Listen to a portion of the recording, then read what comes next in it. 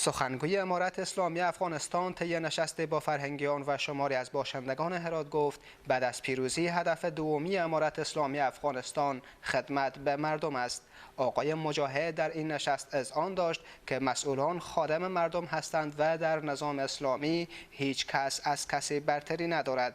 ملت جدا نیست و امارت کدام فکر خدای نخواسته نیست که ملت ما، مردم ما خواهان اون نباشه و آماده باشد تحمیل شده باشه.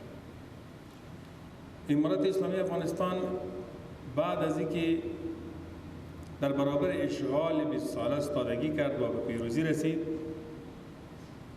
هدف دومی امارت خدمت به مردم است. مجاهد همچنان بیان داشت که بعد از ختم اشغال افغانستان فرصت خوبی را برای آبادی، بهبودی و آینده سازی به دست آورده است و او کنون باید ملت از این فرصت استفاده بهینه کنند.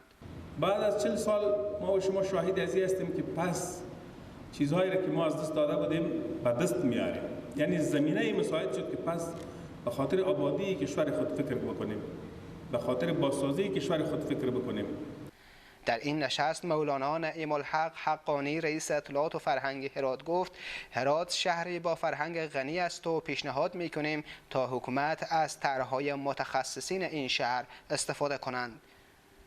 چه در مسائل معارف، چه در مسائل پوانتون، چه در مسائل خارجه، چه در مسائل داخله، چه در مسائل امنیتی صاحب بسیار یک طرح‌های کلان می باشه که یک فرصت خوب و یک فرصت عالی برای نظام اسلامی می باشه. ما در این دیدار سخنگوی امارت اسلامی افغانستان همچنان پیشنهادات و دیدگاه‌های شهروندان هرات را شنیده و وعده همکاری‌های همه‌جانبه برای رسیدگی به خواست‌های آنها سپرد.